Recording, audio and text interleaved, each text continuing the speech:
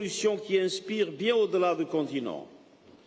Nous le voulons dans les projets ambitieux de coopération régionale ou encore la stratégie intégrée de l'Union africaine pour les mers et les océans à l'horizon 2050. Et nous le voyons dans les négociations internationales où l'Afrique fait entendre sa voix avec force. L'accord sur la diversité biologique marine des zones ne relevant pas de la juridiction nationale, l'accord BBNJ, en est un exemple. Le groupe africain a été un acteur central des négociations, obtenant des engagements sur le partage équitable des avantages, le renforcement des capacités et le transfert de technologies marines. À ce jour, 28 États africains ont signé l'accord et 3 l'ont déjà ratifié. Peut-être que ces chiffres sont déjà surpassés par les décisions que le président de la République a annoncées il y a quelques heures. Et plusieurs autres prévoient de le faire aujourd'hui lors de la cérémonie spéciale sur le traité pour l'accord BBNG. C'est un signal fort. L'Afrique est au cœur de l'action pour les océans. Mais pour libérer pleinement ce potentiel, il faut un sursaut politique et financier. Cela commence par renforcer la sécurité maritime face aux menaces transnationales, piraterie, trafic d'armes et d'êtres humains et crimes organisés. Les Nations unies continueront de soutenir les efforts africains, notamment à travers l'architecture de Yaoundé, qui a contribué à une baisse significative des actes de piraterie dans le golfe de Guinée. Cela passe également par une gouvernance océanique fondée sur la science et la coopération. Il faut lutter contre la pollution et la pêche illicite, non déclarée et non réglementée, renforcer les capacités de collecte et de partage des données océanographiques et protéger la biodiversité. Nous devons valoriser les énergies marines renouvelables, l'aquaculture et le tourisme durable, autant de sources d'emplois décents, notamment pour les jeunes et les femmes. Mais ces efforts ne porteront pleinement leurs fruits que si l'Afrique est connectée dans ses territoires et avec le reste du monde. Les océans africains doivent devenir des véritables corridors d'intégration reliant pays côtiers et enclavés au service d'une croissance partagée. Cela suppose des investissements concrets dans les infrastructures maritimes et portuaires, des ports interconnectés, résilients face au changement climatique, capables de répondre aux besoins d'un commerce en croissance. Les États sans littoral doivent être reliés aux chaînes de valeur mondiales. Aucun pays ne doit rester à quai. Mais pour que cette transformation soit durable et équitable, nous devons mettre fin aux injustices historiques. Ces injustices se traduisent aussi dans l'océan. Les investissements ont trop souvent contourné l'Afrique, alors même que ses ressources marines étaient exploitées par d'autres. Le pacte pour l'avenir, adopté en septembre dernier, appelle à une réforme profonde des institutions financières mondiales afin qu'elles soient au service de tous. Il est temps que les pays en développement soient équitablement représentés dans ces institutions, d'ailleurs comme au Conseil de sécurité des Nations unies. Nous avons besoin d'un système qui reflète les réalités du XXIe siècle, un système plus juste, plus solidaire et plus efficace. C'est pourquoi j'appelle les institutions financières, les bailleurs bilatéraux et multilatéraux, les banques de développement et le secteur privé à répondre présents, y compris dans la 4e conférence internationale sur le financement du développement à Séville. Chers amis, Excellences, de Dakar à Djibouti, du Cap à Casablanca, l'Afrique prouve qu'on peut conjuguer prospérité et préservation. Le monde a besoin de l'Afrique pour répondre aux défis de l'océan et l'océan a besoin d'une Afrique qui trace sa voie et navigue résolument vers l'avenir. Et je vous remercie.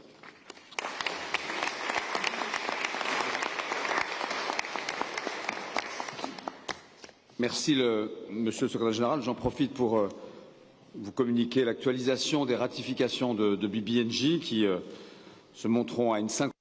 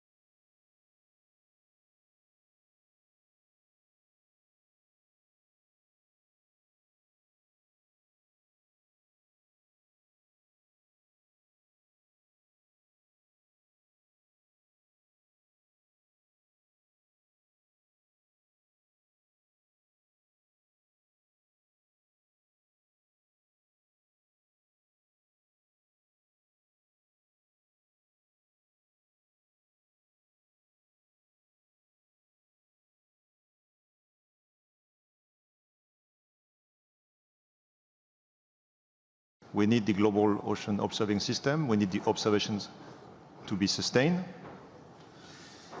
But we need also data, information and knowledge that is accessible to all and tailored to users. And this is a major challenge that Mercator Ocean and partners around the world are addressing, accessible to all. For example, as stated in the concept note for this panel, the ocean economy is expanding rapidly, but this rapid growth of ocean economy is also leading to conflicts between competing users for maritime space and resources, and often in transboundary areas, or in areas beyond national jurisdiction. So the demand for scientifically verified data and unbiased decision support tools has never been higher. Some of the most pressing needs for collaborative action on SDG 14 include generating science and knowledge to underpin governance and management decisions.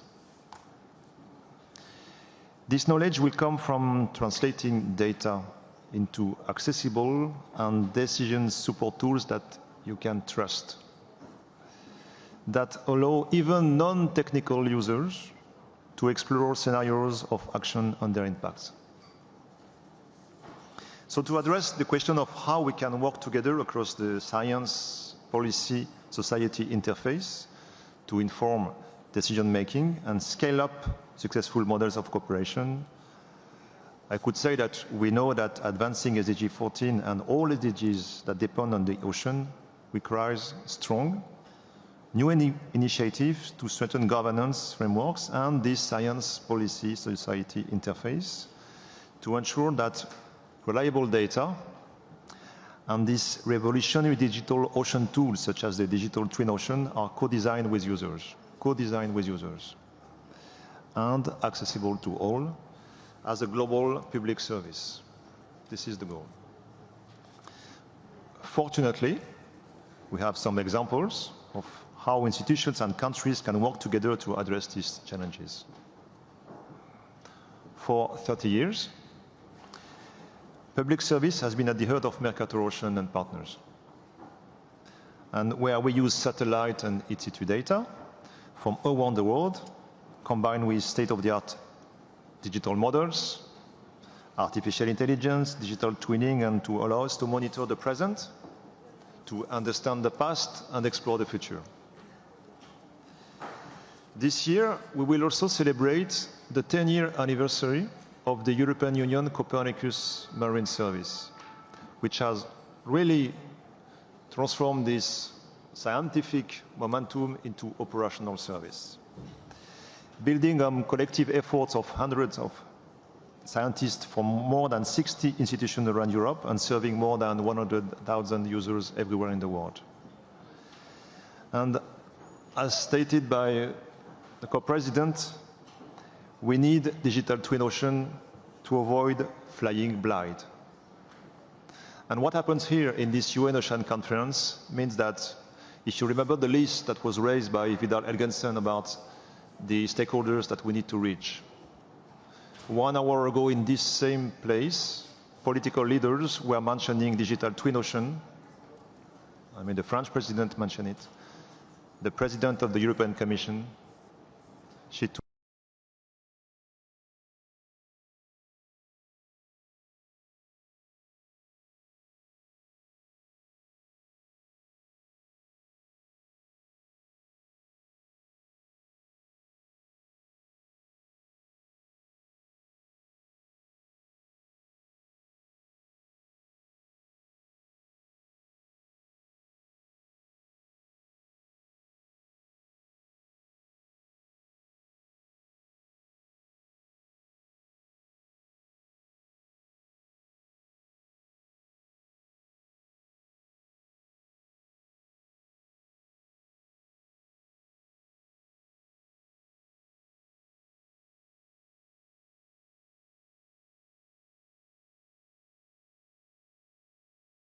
complementary activities such as farming of seaweed, octopus and mud crabs, as well as processing. Third, we have enacted and enforced laws to combat illegal, unreported, and unregulated fishing, alongside strengthening monitoring, control, and surveillance systems. Fourth, we have invested in marine spatial planning and building capacities in ocean science and data collection, aimed at guiding sustainable allocation of ocean space for various uses, including conservation, eco-friendly maritime operations, and sustainable fisheries. 5, we have developed the National Blue Economy Strategy, which articulates a roadmap for enhancing marine infrastructure, attracting investment, promoting research and innovation, and ensuring environmental sustainability. Excellencies, the challenges confronting our oceans, however, transcend national borders. Hence, collective action, global solidarity, and sustained investment are required to ensure sustainable ocean economies, reduce pollution, and protect marine biodiversity. We therefore call for bold and coordinated measures to ensure significant progress in ocean sustainability. It is also imperative to scale up financing for ocean action, with a particular focus on supporting low-income countries and small island developing states where limited fiscal space and debt burdens hinder the achievement of commitments made under SDG 14. Equally urgent is full implementation of the High Seas Treaty to address emerging threats of unsustainable deep-sea mining, along with the establishment of legally binding instruments to combat plastic pollution. Strengthening science policy interface is also essential to foster transfer of technology, harness the power of innovation, integrate traditional and indigenous knowledge, and leverage real-time data to inform sound ocean governance. We must also build inclusive and equitable partnerships that empower coastal communities to play a central role in shaping and advancing sustainable ocean solutions. Excellencies, ladies and gentlemen, let this conference serve not only as a moment of stock-taking, but as a springboard for decisive action. Mobilization and engagement of all relevant stakeholders are vital actions for accelerating ocean action, transforming into sustainable ocean-based economies, and achieving SDG 14. Tanzania stands ready to collaborate with other governments, the private sector, NGOs, and civil societies to build a future where oceans are resilient and productive, where prosperity does not come at the cost of nature, and where development is driven by sustainability and justice.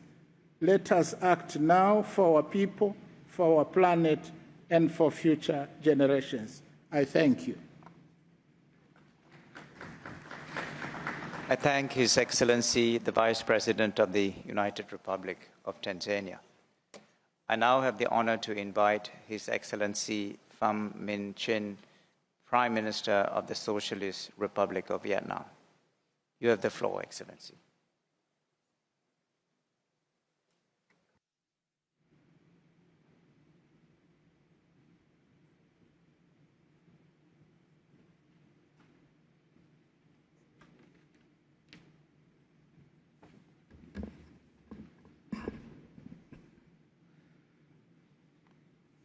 Thưa các ngài đồng chủ tịch, thưa quý vị đại biểu, tôi rất vinh dự được phát biểu thay mặt 10 quốc gia Đông Nam Á, ASEAN, bao gồm Brunei, Campuchia, Indonesia, Lào, Malaysia, Myanmar, Philippines, Singapore, Thái Lan và đất nước Việt Nam của chúng tôi. Đông Nam Á từ bao đời nay luôn gắn bó mật thiết với biển cả, là cầu nối giữa Ấn Độ Dương và Thái Bình Dương. ASEAN là một cộng đồng 10 quốc gia, trong đó có nước ven biển, nước không giáp biển và quốc gia quần đảo là trái tim của một châu Á biển. Tại đây, các dòng chảy thương mại, văn hóa và hợp tác đã giao thoa suốt hàng chục thế kỷ nay. Biển Đông là một trong những vùng có ý nghĩa chiến lược bậc nhất trên thế giới. Nơi đây hội tụ các tuyến hàng hải huyết mạch, hệ sinh thái biển giàu có và là điểm tựa về kinh tế, bản sắc văn hóa và an ninh của hàng mấy trăm triệu người. Tuy nhiên, đại dương của chúng ta đang đứng trước nhiều thách thức nghiêm trọng.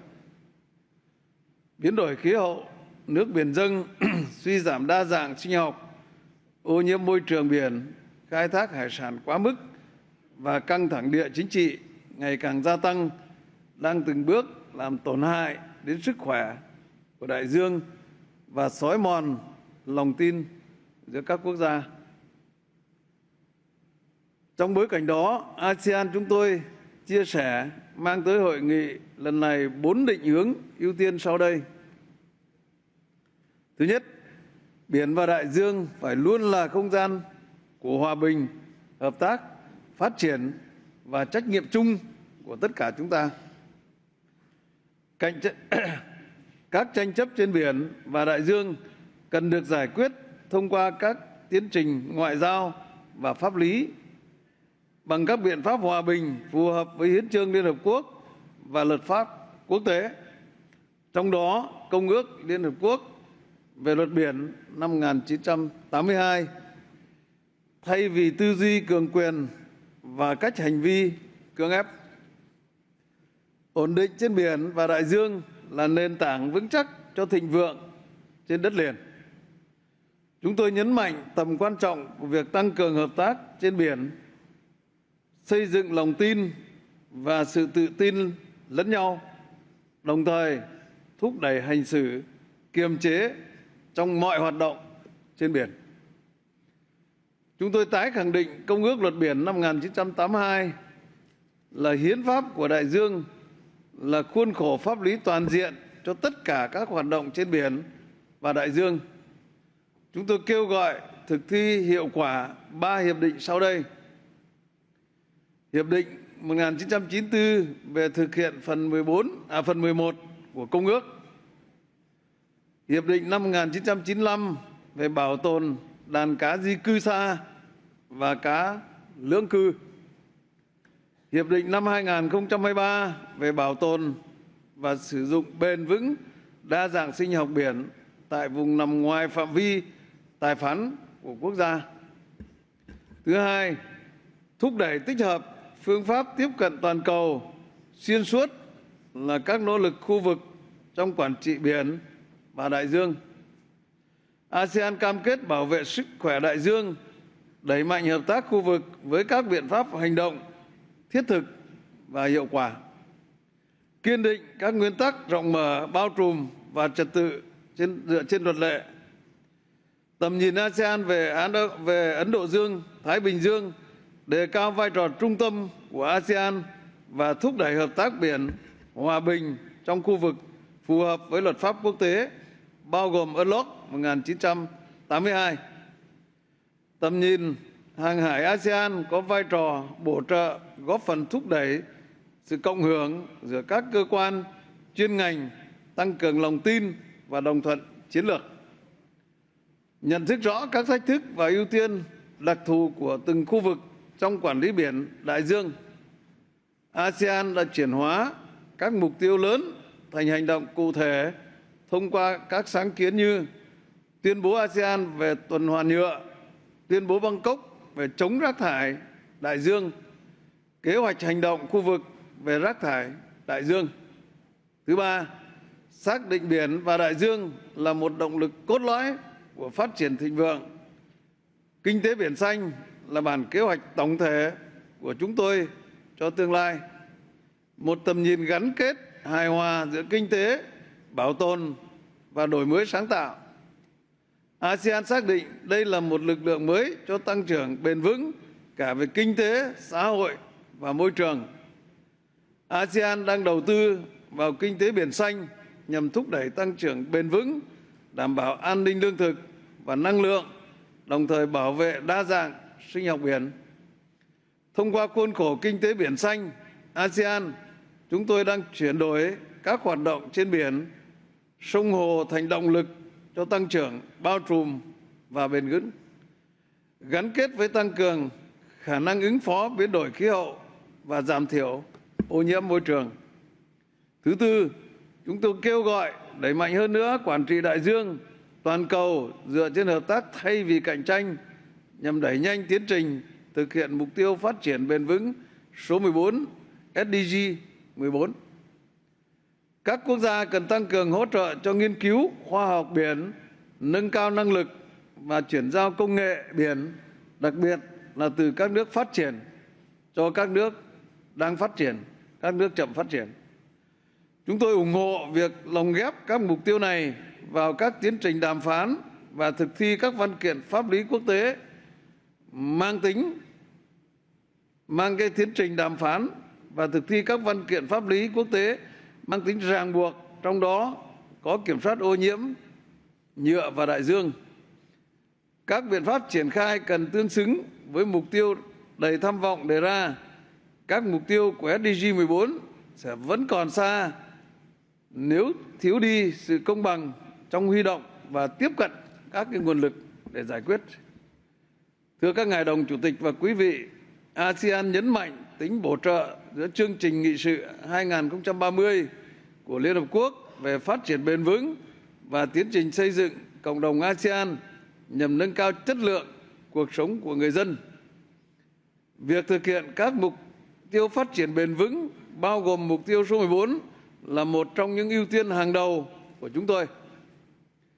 ASEAN kỳ vọng Hội nghị Đại dương Liên Hợp Quốc lần thứ 3 sẽ khơi dậy tinh thần đoàn kết với những cam kết mạnh mẽ, thúc đẩy hình thành các quan hệ đối tác chiến lược, làm chất xúc tác cho những hành động chuyển đổi vì đại dương xanh.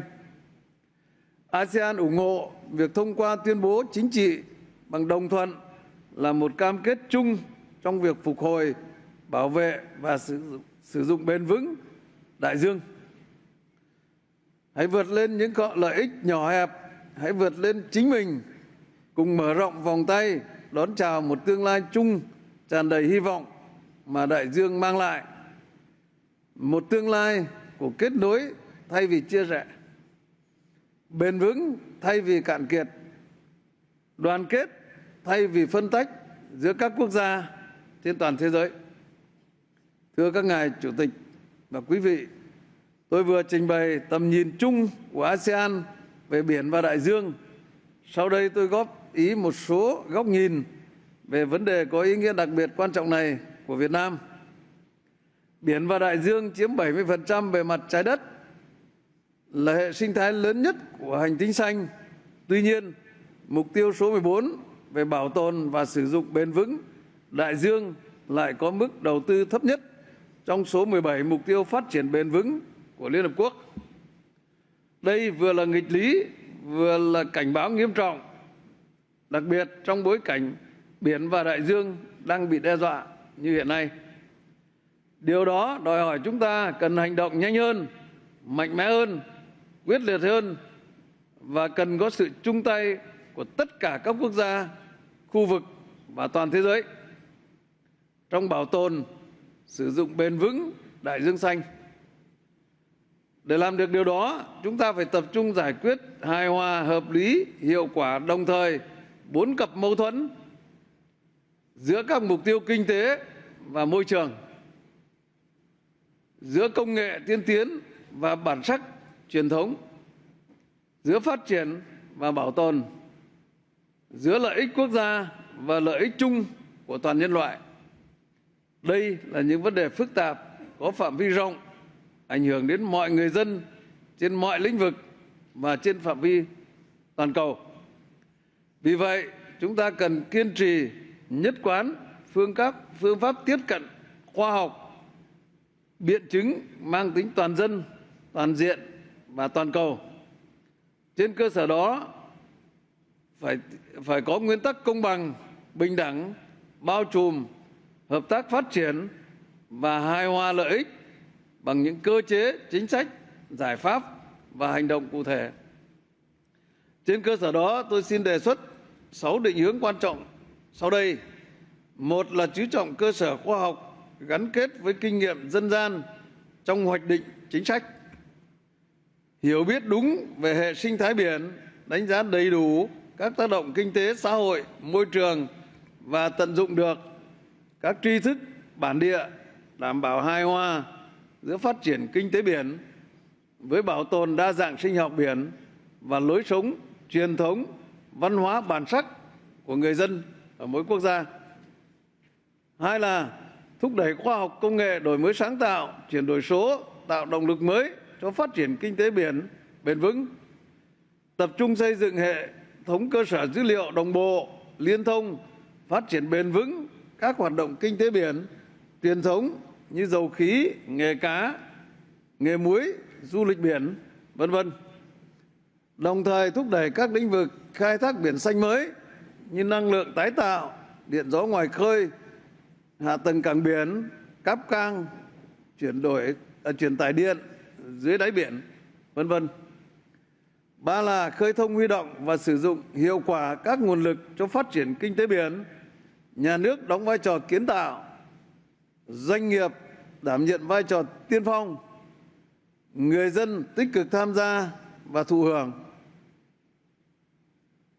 Các đối tác định chế tài chính quốc tế đóng vai trò hỗ trợ và dẫn dắt, đẩy mạnh các hình thức hợp tác công tư. 4 là tiếp cận tổng thể, đa ngành trong quản trị phát triển biển và đại dương, giảm thiểu xung đột và gia tăng tính bổ trợ giữa các hoạt động kinh tế biển, bảo đảm hài hòa giữa không gian phát triển kinh tế và không gian sống và sinh kế của người dân. 5 là thúc đẩy kết nối liên vùng, liên quốc gia, liên châu lục, hình thành mạng lưới các trung tâm kinh tế biển xanh, khu vực và toàn cầu. Hợp tác hỗ trợ lẫn nhau thay vì cạnh tranh và chạy đua xuống đáy. Các nước phát triển cần tăng cường hỗ trợ, chuyển giao công nghệ, kinh nghiệm, quản trị, đào tạo nguồn nhân lực cho các nước nghèo, các nước kém phát triển, các nước đang phát triển. 6 là đề cao đoàn kết hợp tác quốc tế trong bảo tồn, phát triển biển và đại dương bền vững. Liên Hợp Quốc đóng vai trò trung tâm điều phối các sáng kiến chương trình hợp tác. Luật pháp quốc tế là nền tảng cho việc phối hợp hành động giữa các quốc gia trên cơ sở công bằng, bình đẳng, tiến bộ và cùng có lợi. Với chủ trương nhất quán là bạn là đối tác tin cậy, tích cực và có trách nhiệm với cộng đồng quốc tế, Việt Nam đã và đang cùng các đối tác hành động toàn diện, mạnh mẽ và ở nhiều cấp độ, biện pháp khác nhau để hiện thực hóa mục tiêu bảo tồn và sử dụng bền vững môi trường biển SDG 14. Trên tinh thần đó, chúng tôi đã đẩy mạnh 3 cái chủ động. Một là chủ động triển khai chính sách, chương trình để phát triển các ngành kinh tế biển, phục hồi hệ sinh thái biển, đóng góp vào các nỗ lực toàn cầu vì đại dương xanh, hòa bình, phát triển bền vững. 2 là chủ động thúc đẩy quan hệ hợp tác, đối tác với các quốc gia, các tổ chức quốc tế, các bên liên quan, đặc biệt trong việc chia sẻ tri thức và chuyển giao công nghệ. Việt Nam khẳng định là đối tác tin cậy và sẵn sàng đóng góp vào lĩnh vực này. 3 là chủ động đề xuất và tích cực tham gia và triển khai các sáng kiến ở các cấp độ quốc gia, khu vực và toàn cầu. Tại hội nghị này, với phương châm coi trọng thời gian, trí tuệ, sự quyết đoán đúng thời điểm, đã nói là làm, đã cam kết là phải thực hiện, và đã làm, đã thực hiện là phải có kết quả, cân đong đo đếm, lượng hóa được. Việt Nam đăng ký 15 cam kết tự nguyện trong các lĩnh vực khác nhau về quản trị biển và đại dương. Chúng ta hãy cùng nhau hành động, đoàn kết, trách nhiệm, chủ động, sáng tạo để đại dương mãi mãi là không gian của hòa bình, hợp tác, phát triển, văn minh, phồn vinh, thịnh vượng cho các thế hệ hôm nay và mãi mãi mai sau. Xin trân trọng cảm ơn. Thank you very much.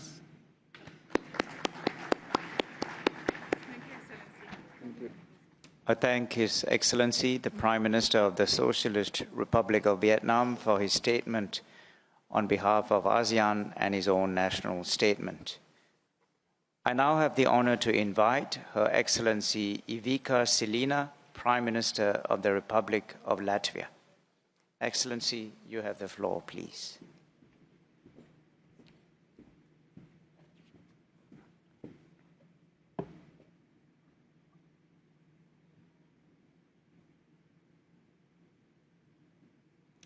Excellencies, distinguished delegates, let me appreciate the efforts of organizers, especially France and Costa Rica, for bringing us together and providing this opportunity for collective action.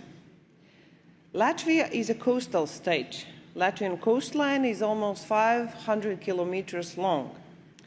To a large extent, Latvian development, security, and even culture is linked to the Baltic Sea. The Baltic Sea is a part of the global ocean system. Latvia shares the responsibility of protecting the ocean and its resources for our societies and future generations in accordance with international law. Distinguished delegates, Latvia has a long tradition of sustainable development. According to the Sustainable Development Goals Index of 2024, Latvia is in the 13th place, achieving more than 60% of all SDGs. Latvia cherishes biodiversity, both on land and in the sea. Last month, Latvia ratified the BBNG agreement. We look forward to its swift entry into force to ensure conservation and sustainable use of maritime biodiversity. Resilient ocean is a source of development and security. Yet, the ocean faces so many challenges. The most concerning are climate change and sea level rise, and the second, Russia's shadow fleet and attacks on critical undersea infrastructure. We need to address them collectively to ensure more resilient and sustainable use of seas and oceans, because shadow fleet can bring us an environmental disaster as much as issues of our national security. Europe is for collective action. Last week, European Commission adopted the European Ocean Pact, a concrete plan of action. I particularly welcome the included initiatives on enhancing maritime security and defense and supporting coastal island communities. Colleagues, Latvia got elected in the UN Security Council. Our priorities are clear. We will call for, first, stronger international law, and second, dealing with climate change, including sea level rise. Distinguished delegates, I know that sea level rise becomes an existential threat to many countries, and it's especially alarming for low-lying coastal and small-island nations. International law must protect their statehood from the sea level rise. I welcome the adoption of the final report of the study group on the sea level rise in relation to international law by the International Law Commission. It is chaired by Professor Mārtiņš Paparinskis from Latvia, and one of the proposals is to better use digital solutions to continue statehood. This includes avoiding statelessness even if their territory is lost to the ocean. Latvia is also a digital country. Sustainable and secure use of seas and oceans require better digital and innovative solutions. Latvia works towards strengthening 5G in connectivity at the Baltic Sea with seaports. Latvia has helped small islands developing states to better use digital platforms in their educational systems. Latvian companies provide small-density languages translation services to SIDs. Our conference today is especially crucial for small island developing states. They are at the forefront of the climate and biodiversity emergencies. Together, we must foster solutions and support for the SIDs. To conclude, in Latvia, we strongly believe in collective action. It can deliver a more sustainable, peaceful, and resilient world, including the ocean. The United Nations must serve this purpose. Thank you.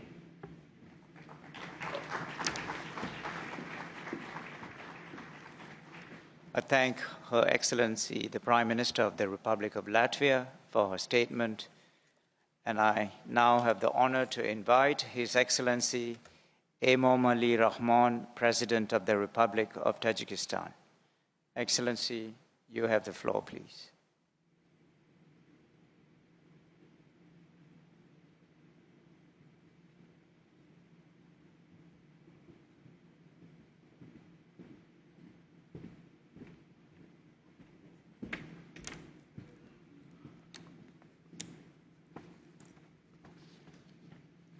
خانم ها و جنابان، امروز حفظ اقیانوس‌ها که بیش از 70% سطح سیاره را فرا گرفتند و یکی از وظیفه‌های بسا اولویتناک بشریت تبدیل یافته است. خطرهای معاصر به اقیانوس‌ها مشکلات عمومی بشری بوده، بیش از پیش اندیشیدنی تدبیرهای دسته‌جمعی را تقاضا می‌نمایند. گرچند جمهوری تاجیکستان بی‌واسطه به اقیانوس‌ها علاقه‌مند نباشد هم در پیشبرد روزنامه آب و اقلیم نقشی کلیدی دارد. تشبس‌های گلوبالی تاجیکستان بخصوص در دایره روند آب دوشنبه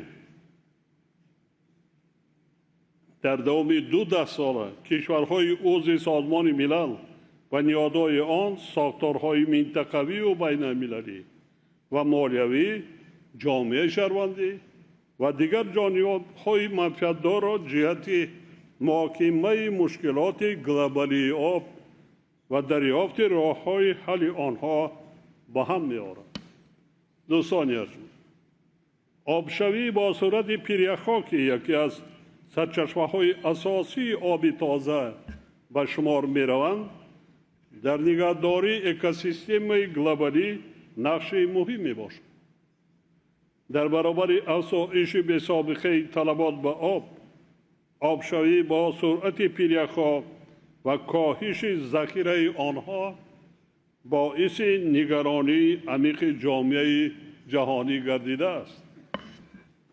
طی چند ده ساله اخیر از 14,000 پیریخ تاجیکستان زیاده از 1300 عدد آنها پر آب شده نابود گردیده است. تشبس تاجیکستان آید به اعلان کردن سال 2025 همچون سال بین المللی حفظ پیریخ‌ها دستگیری همه‌جانبه یافت. طبق قطعنامه داخلدار مجمع عمومی سازمان ملل همزمان 21 مارس همه ساله همچون روز جهانی پیریخ‌ها جشن گرفته می شود و تاجیکستان روزهای 29 31 می سال جاری میزبان همایش اولین بین المللی آید و حفظ پیریخ‌ها شد. چاره‌بینی مذکور با در نظر داشت آبشوی با سرعت پیریخ‌ها با یک پلتفرم مهم برای بررسی تدبیرهای مشترک برای حل این مسئله تبدیل یافت. حاضرین گرامی، حفظ اقیانوس و ذخیره‌های آبی وظیفه تمام کشورهای جهان بوده. تنها توسط اندیشیدن تدبیرهای مشترک و برای ماندن همکاری بین المللی عملی شده می توانند. در این زمینه پیشنهاد می نمایم که برای حفظ اکوسیستم های ساحلی و بحری و منطقه‌های تشکل منبع‌های آب تازه تعداد فاندهای گلوبالی افزون کرده شوند. اطمینان دارم که چاره‌بینی امروزه برای تطبیق عهده‌داری‌های نو در سمت حفظ اقیانوس و موجودات زیرآبی زمینه پایدار و استوار خواهد گذاشت. از توجهتان سپاسگزارم.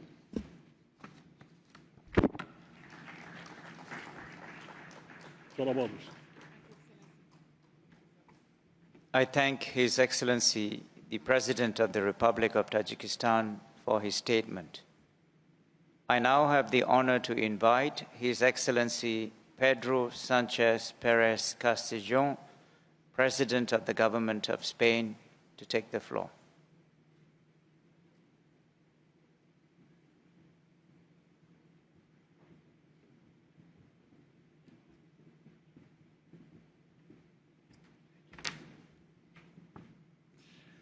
Presidente de la Conferencia, Excelencias, señoras y señores, la ciencia nos dice que los mares y los océanos actúan como la memoria de largo plazo del clima en nuestro planeta. Se trata de una tarea esencial para mantener el delicado equilibrio que permite la vida en nuestro planeta. Hoy los científicos y las científicas nos dicen que esa memoria se está debilitando año tras año a consecuencia de la emergencia climática que padecemos.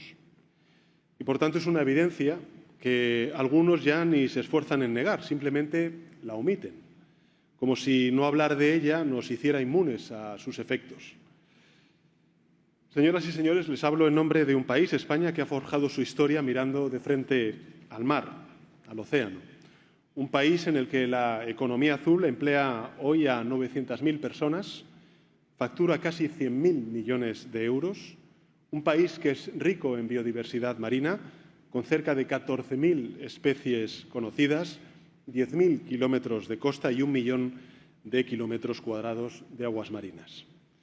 Un país, España, al que le mueve, por tanto, el interés, como a todos los presentes en esta conferencia. Pero, además, nos mueve un sentimiento compartido de urgencia ante el deterioro de los mares y los océanos. El deterioro, en definitiva, de ecosistemas que proveen el 20% de proteínas a más de 3.000 millones de seres humanos en el planeta, el deterioro de un bien global esencial para la supervivencia de nuestro planeta, una urgencia, por tanto, para conservar nuestros mares y nuestros océanos, pero también para utilizar de forma sostenible los recursos que atesoran.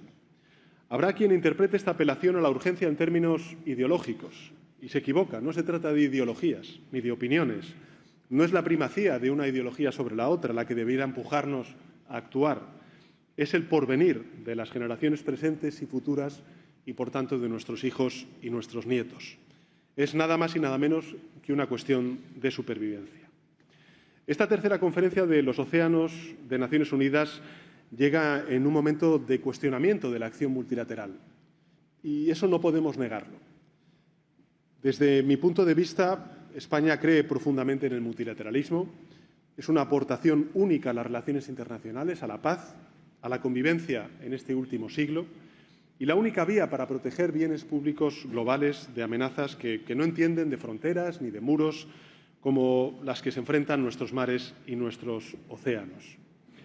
Y desde esta convicción por defender el multilateralismo en estos tiempos convulsos, lo vamos a hacer dentro de poco también en Sevilla, en la conferencia sobre financiación al desarrollo, me gustaría hacer 3 líneas prioritarias de actuación. En primer lugar, cada país debe adoptar medidas concretas en el ámbito nacional sustentadas en la evidencia empírica y científica de protección. España está haciendo su parte. Vamos a tramitar la creación de 5 nuevas áreas protegidas en nuestro litoral, alcanzando el 25,7% de protección en nuestro mar, un 5,8% más que en 2023 y avanzando en nuestro compromiso de llegar al 30% en el año 2030. En segundo lugar, debemos acompañar las políticas de recursos suficientes, es decir, pasar de las palabras a los hechos, y por eso España va a realizar una contribución de 8,5 millones de euros al Fondo Azul de Cooperación para el Mediterráneo y, por tanto, nos vamos a convertir así en el mayor donante de esta iniciativa. Y, finalmente, es fundamental seguir dotándonos de un marco normativo internacional adecuado para proteger nuestros océanos.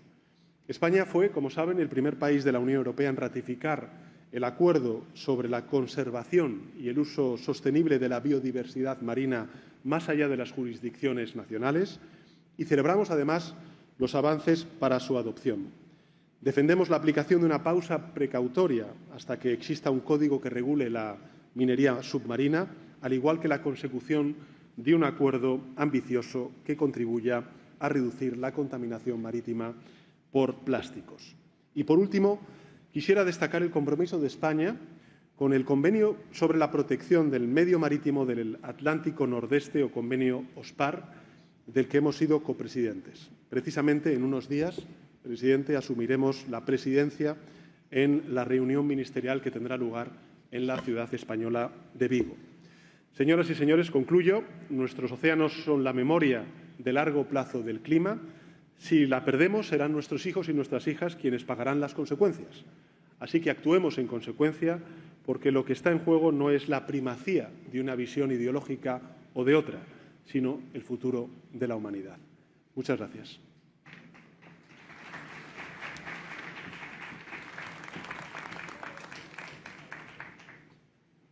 I thank His Excellency, the President of the Government of Spain, for his statement. I now have the honor to invite His Excellency Michael Martin, Taoiseach of Ireland, to address the conference. Excellency, you have the floor. Thank you. Excellencies, distinguished delegates and friends, Ireland welcomes the opportunity to speak today at this important global ocean event. We join others in thanking the governments of France and Costa Rica for co-hosting this conference and for their leadership in bringing us together in Nice-la-Belle here on the Mediterranean coast. The oceans are our planet's life support system. They provide us with food, with oxygen. They drive our economies through jobs and critical trade routes. Covering over 70% of the Earth's surface and representing 97% of the planet's water supply, maintaining healthy, resilient and productive oceans is essential for global environmental and economic stability. It is a crucial task that all nations must tackle together. Discussions over the next couple of days will illustrate how vital our maritime resource is to us all, how much we depend on it, and the importance of protecting it. The Blue Economy and Finance Forum held in Monaco over the last few days has already illustrated both the importance and the challenges in ocean conservation and in properly financing ocean investments that result in positive outcomes for the future of our greatest asset, which has been valued at some $24 trillion.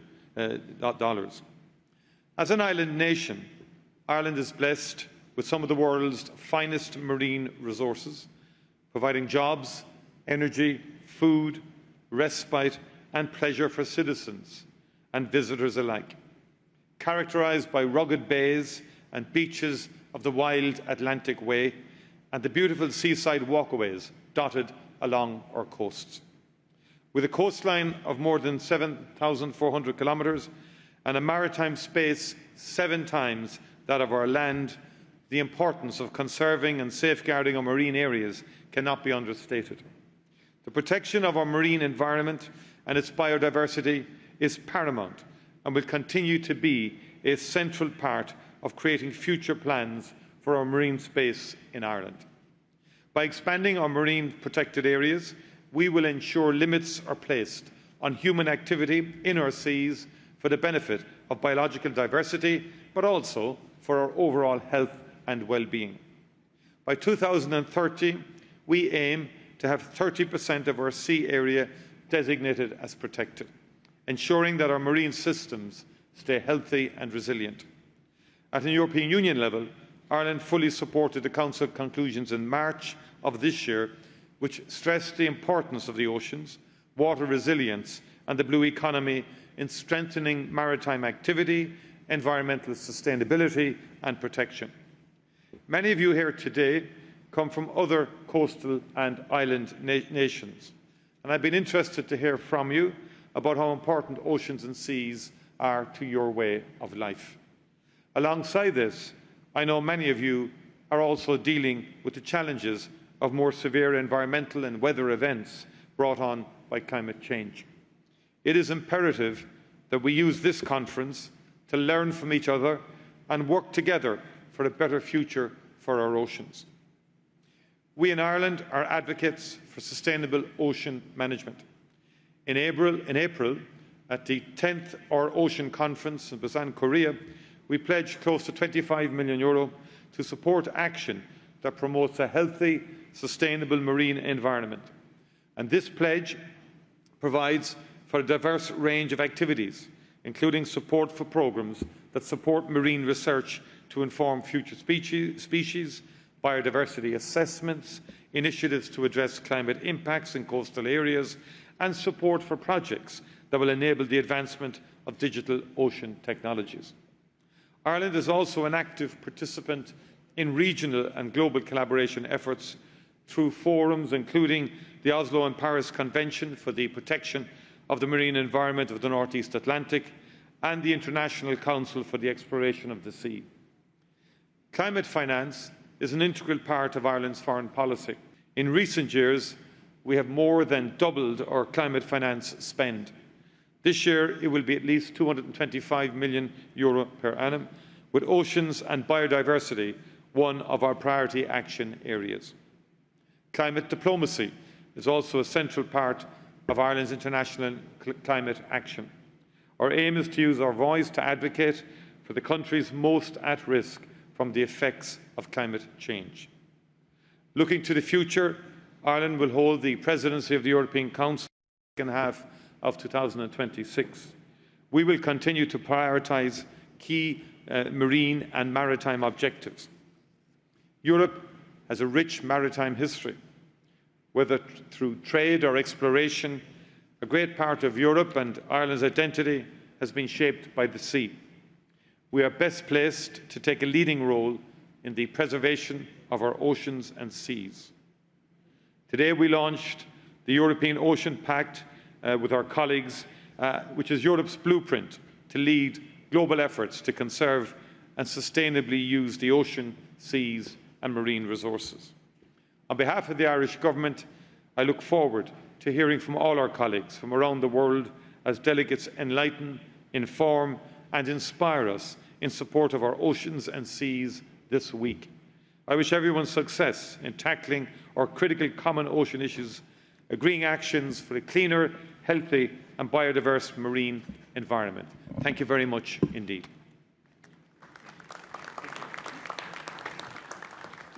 I thank His Excellency Taoiseach of Ireland for the statement.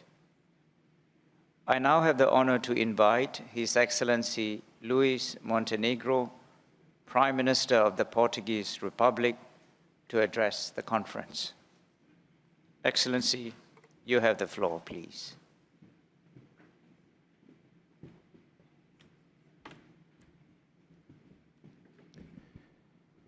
Senhor Presidente, Excelências, caras e caros amigos. Portugal é uma nação moldada pelo mar. O oceano é um elemento central da nossa história e da nossa geografia, mas também da nossa visão de futuro e do nosso compromisso com o multilateralismo. Com mais de 97% do território constituído pelo mar, é com responsabilidade acrescida que promovemos uma relação sustentável com o oceano. Em 2022, organizámos com o Quénia a segunda Conferência do Oceano, um momento de impulso político para a conclusão de compromissos internacionais relevantes, como o acordo BBNJ ou a meta de proteger 30% do planeta até 2030.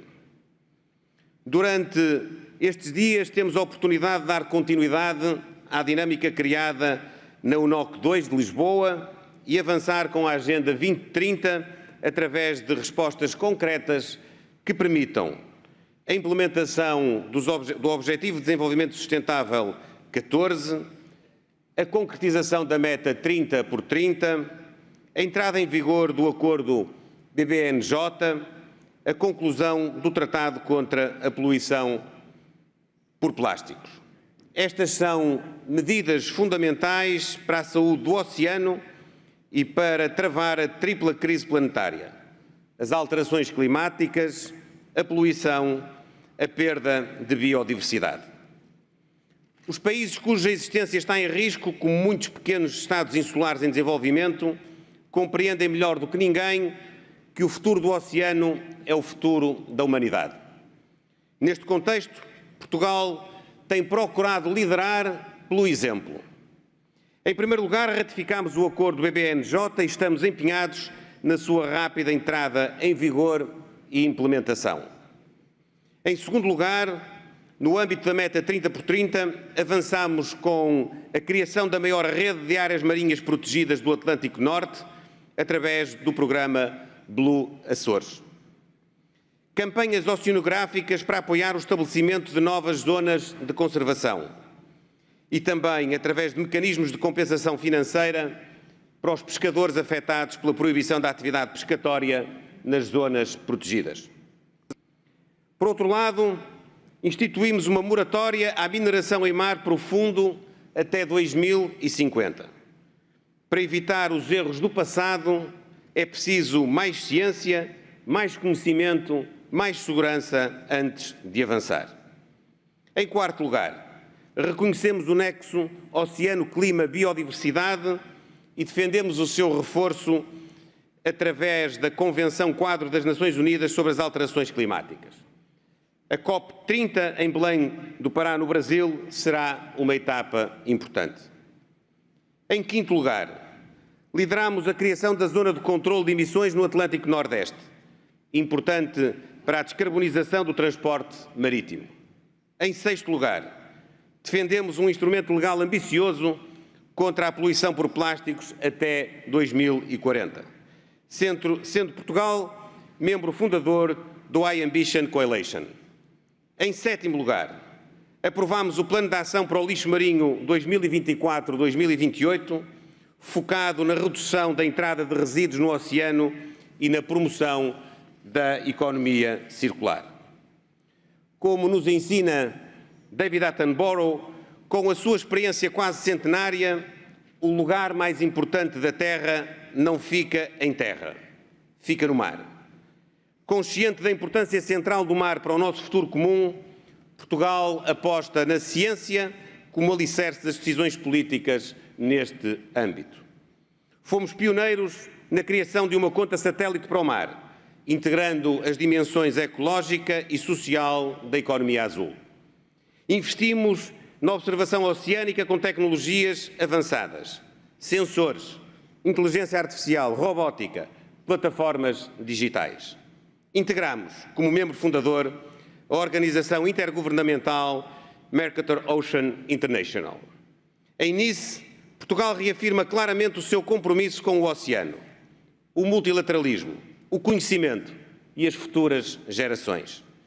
É tempo de transformar ciência em ação, cooperação em soluções, ambição em resultados. O oceano não pode esperar. A humanidade não pode esperar. É tempo de agir. Muito obrigado.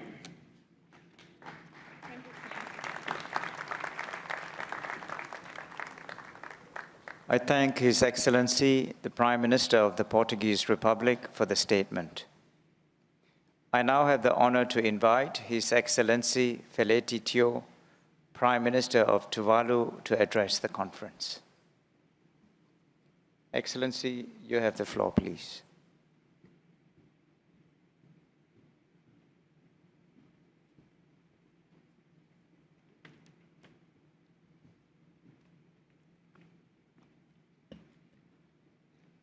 Your Excellencies, President of the conference, ladies and gentlemen, with all protocols and courtesies duly observed, I am delighted and indeed honored to appear before this August global gathering, a gathering tasked and charged with the shared responsibility to ensure the sustainable health of the ocean for the enjoyment of present and future generations.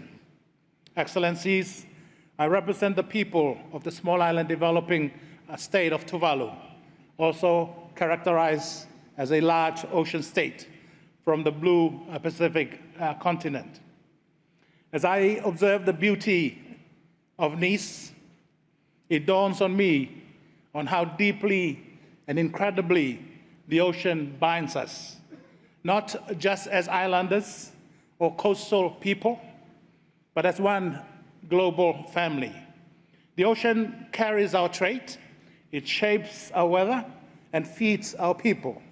For Tuvalu, the ocean is the lifeblood of our economy. The ocean defines our cultures and heritage, and the ocean is our very source of existence. The UN SDG 14 demands of the global community to conserve and sustainably use of our ocean.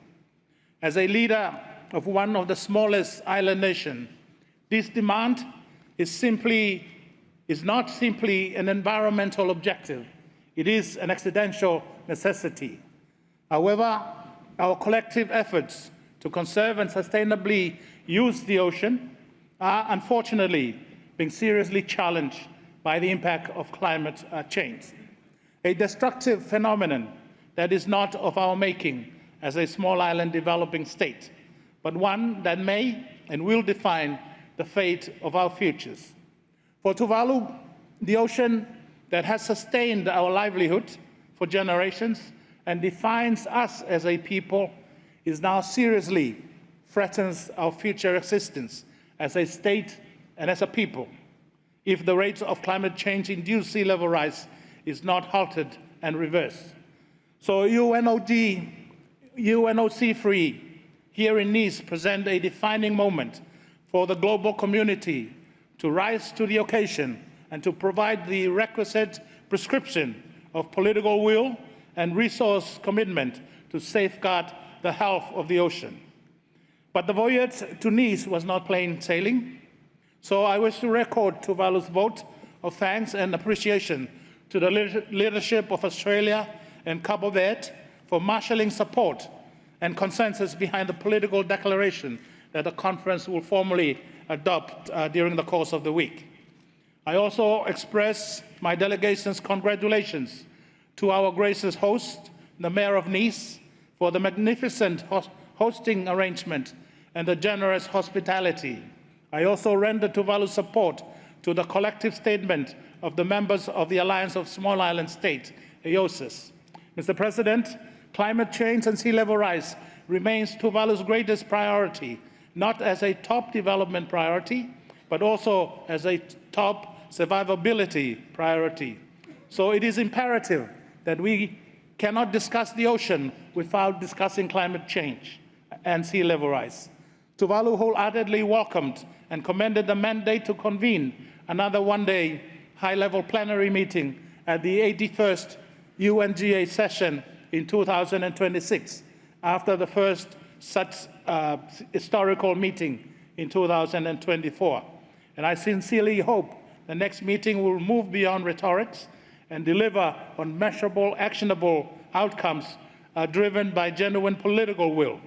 In that regard, Tuvalu calls for the development of an international treaty on sea level rise to enshrine the legal rights of affected states and people, including the principles of statehood continuity and the permanency of maritime boundary. Tuvalu strongly supports the call by the UNSG for all countries, especially the G20 countries, to deliver on the 1.5 degrees promise in order to halt the rate of sea level rise.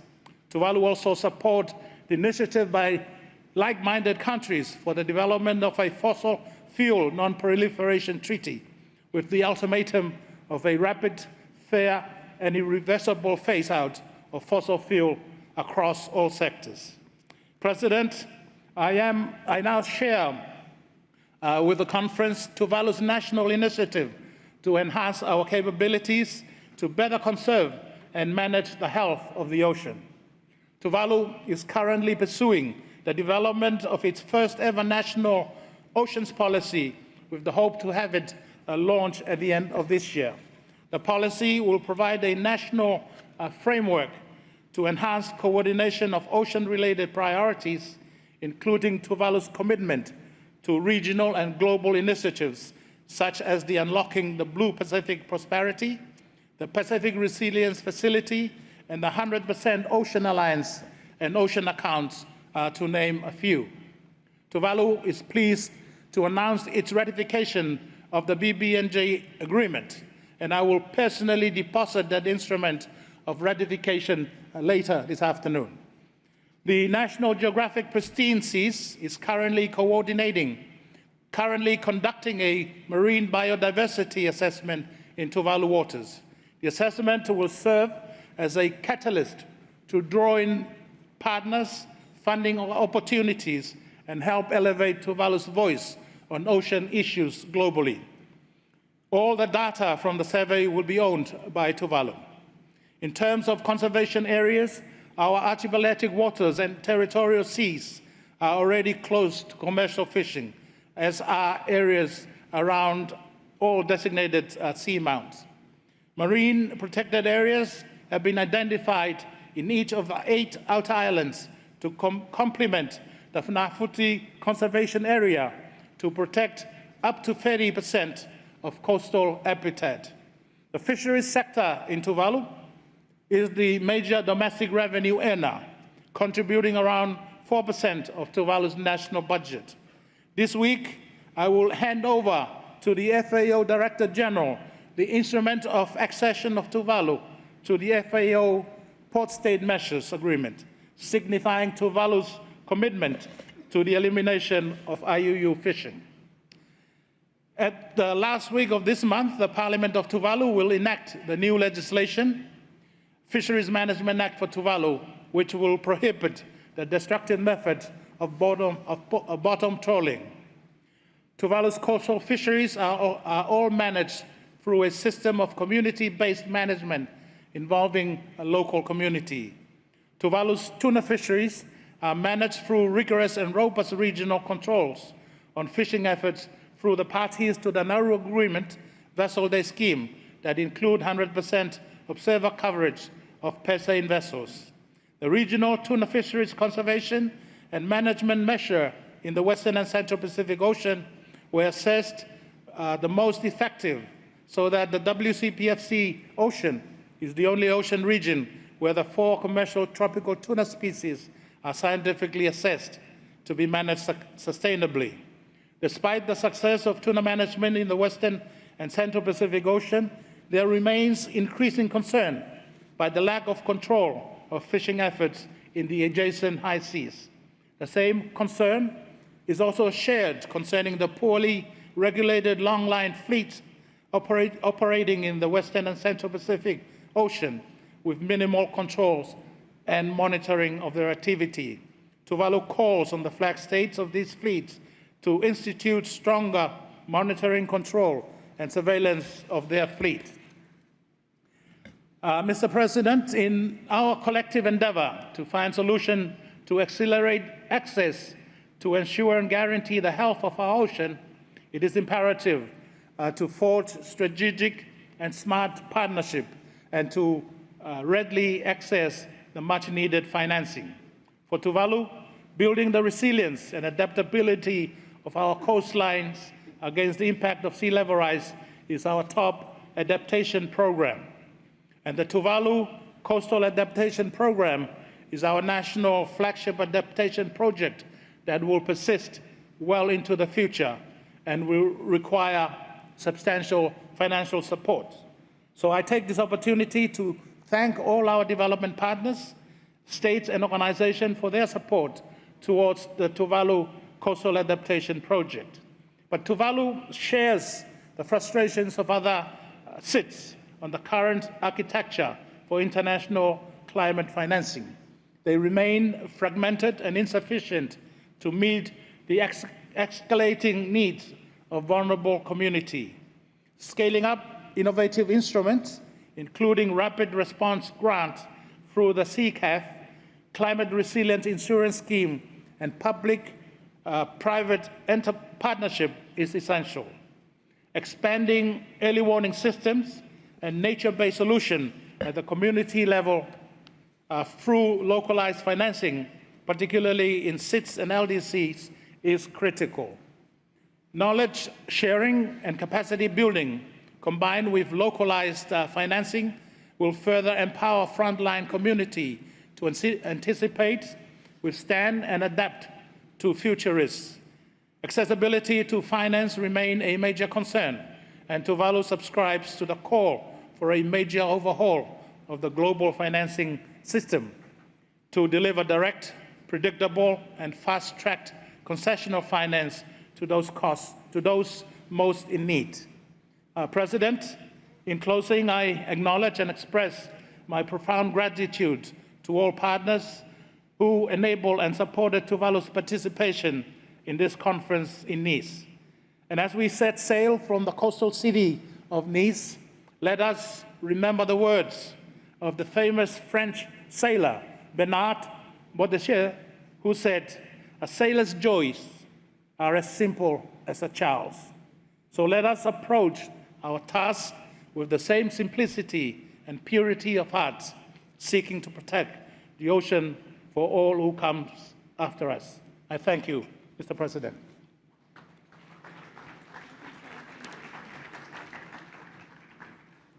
I thank His Excellency, Prime Minister of Tuvalu, for the statement.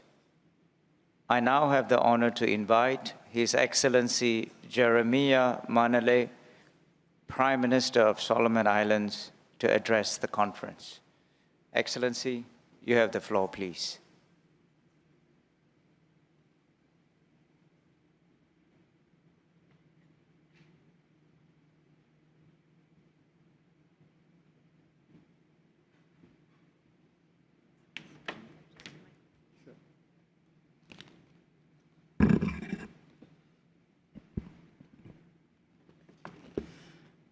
Mr. President, Excellencies, ladies and gentlemen, I bring warm greetings from the Solomon Islands. Allow me to congratulate France and Costa Rica as co-chairs of the 3rd U.N.Ocean Conference under the theme Accelerating Action and Mobilizing All Actors to Conserve and Sustainably Use the Ocean. As a big ocean state, Solomon Islands' culture, identity, and heritage is tightly linked to the ocean. Our future, stability, and well-being rest on the health of the ocean.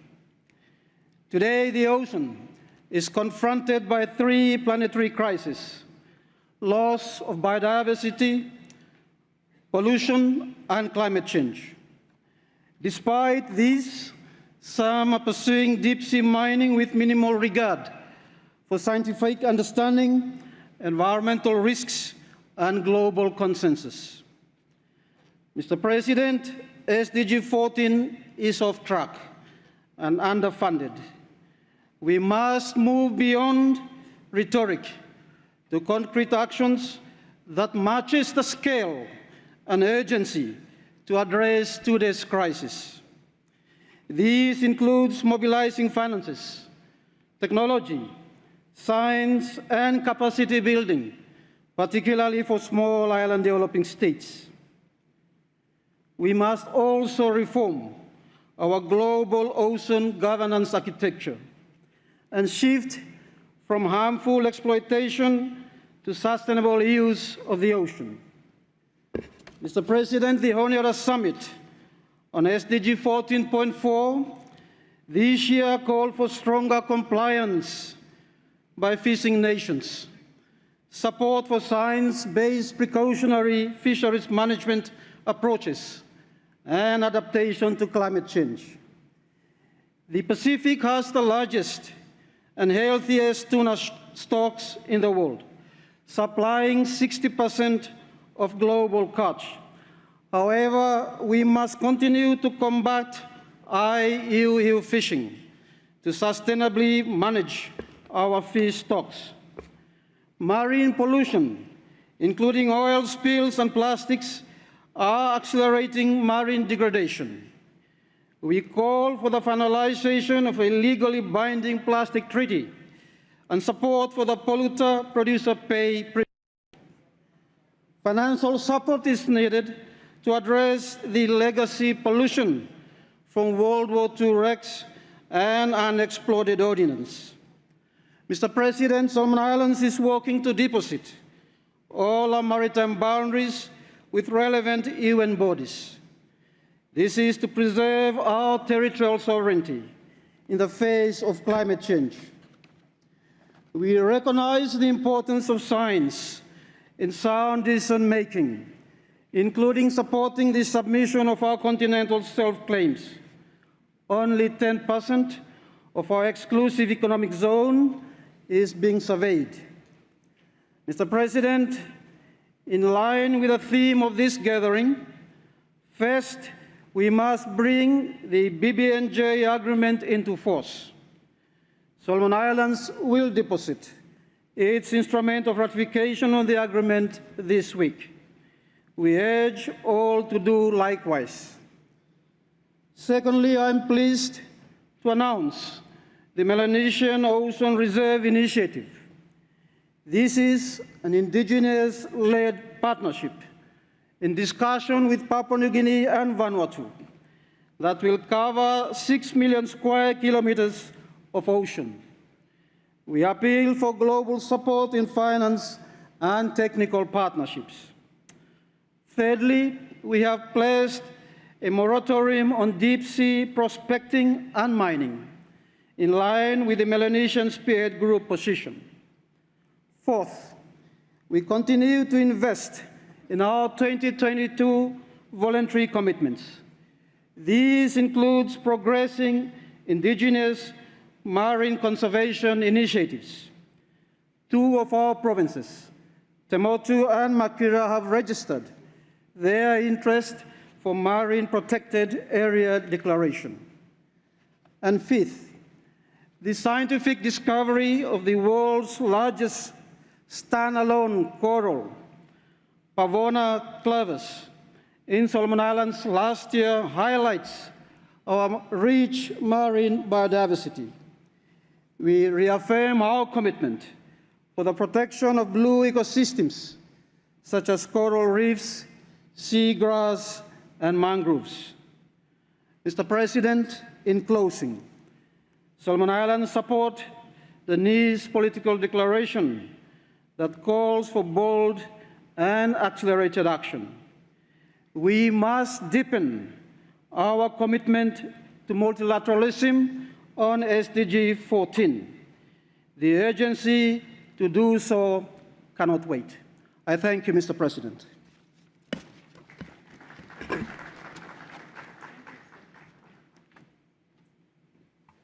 I thank His Excellency, the Prime Minister of Solomon Islands, for the statement. I now have the honor to invite His Excellency Mark Brown, Prime Minister of the Cook Islands, to address the conference. Excellency, you have the floor, please.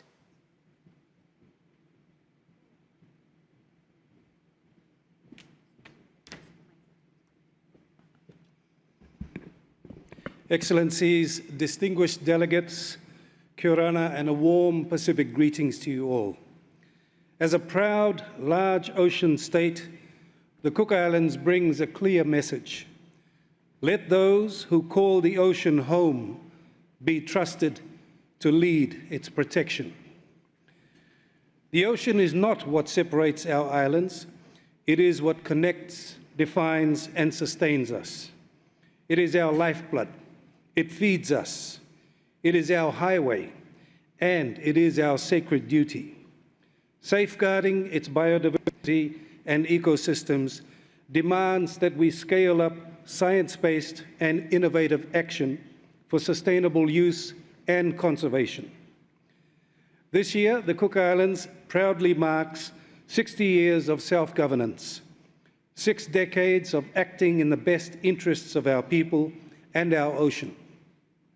In that time, we have shown what is possible both as a nation and as part of a global community. In 2017, we established our Marae Moana, the world's first whole-of-EEZ multi-use marine park, nearly 2 million square kilometres, governed not by symbolic lines, but by an inclusive legal framework and a council of government, traditional leaders, civil society, and industry. As we say in our language, ko te akatereanga I te moana, ngā te au tangata o te pae moana. The governance of the ocean belongs to the people of the ocean. Our ancestors crossed the Pacific through traditional voyaging. That legacy endures in our approach to ocean governance, ancestral and modern, customary and constitutional. As such, today, within our Marae Moana, we wish to take another step forward in the creation of the Pacific's first Rāui To'ora, a dynamic ocean protection zone for whales. For the first time, we can apply our traditional Rāui practice at ocean scale to protect the migratory corridors of the endangered Oceania humpback whale. Spanning over 400,000 square kilometres, this corridor will adapt with the seasons and respond to emerging threats. Its purpose is not only conservation, it is recovery. The Rāui To'ora reflects a growing global truth that traditional knowledge and science can work together to shape powerful solutions. With regional cooperation, this could become the foundation of the Pacific's first transboundary whale corridor. To support this, the Cook Islands are progressing our Pacific Regional Initiative for the establishment of a Centre of Excellence on Ocean Science, to be called the Institute of Blue Ocean Sustainability and Science, a regional initiative to advance ocean governance, foster applied research, and strengthen partnerships across government, academia, industry, and traditional leadership. Knowledge and understanding of our ocean through scientific methods, coupled with traditional values, will allow us to not only protect our ocean, but also allow our ocean to nurture us and ensure its sustainability for future generations. These are not radical ideas, they are overdue. This is sovereignty matched with stewardship, overlaid with sustainability. And sovereignty does not mean isolation. In the Pacific, regionalism is our strength. Through the 2050 strategy for the Blue Pacific continent, we are advancing joint enforcement, shared monitoring, and coordinated legal frameworks. We have chaired regional bodies, hosted key negotiations, and ratified ocean agreements that show the Pacific's ability to lead. The Pacific is not asking for leadership. We are offering it. Today, we reaffirm our call for an international ocean governance system that is fit for purpose, one that recognizes coastal states as custodians of their waters, uplifts all knowledge systems, and ensures finance flows to those doing the work on the front lines. For the Cook Islands, SDG 14 is not just a global commitment, it is a national imperative. The conservation and sustainable use of our ocean defines our development, our resilience, and our identity. Protecting marine biodiversity and ecosystem services is essential, not only for us, but for the planet. Delegates, Excellencies, the world does not lack ideas, it lacks implementation. And implementation requires political will, community trust, and sustained investment. So I leave you with this. Respect those who govern their ocean with integrity. Recognize the sovereign authority of states who steward more ocean than land. rally behind frontline ocean governance, not as charity, but as equal partners in purpose. The Cook Islands is ready. Tūrau ki te moana, ka rirei e. Kia manoia, thank you very much. Thank you, Prime Minister Brown. I now have the honor to call on our next speaker, His Excellency Hun Manet, the Prime Minister of the Kingdom of Cambodia.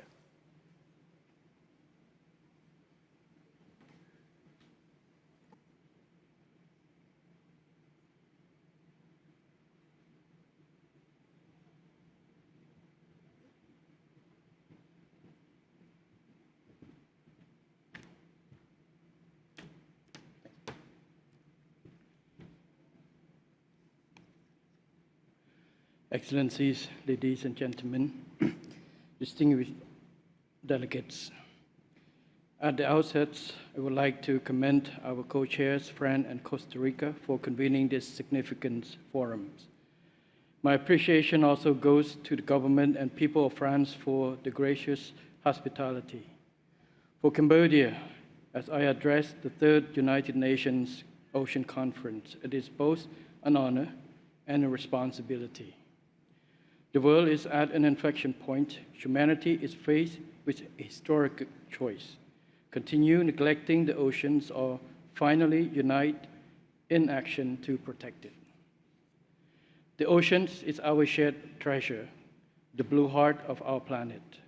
It is a source of food, energy, and water, providing livelihoods and economic benefits to every nation.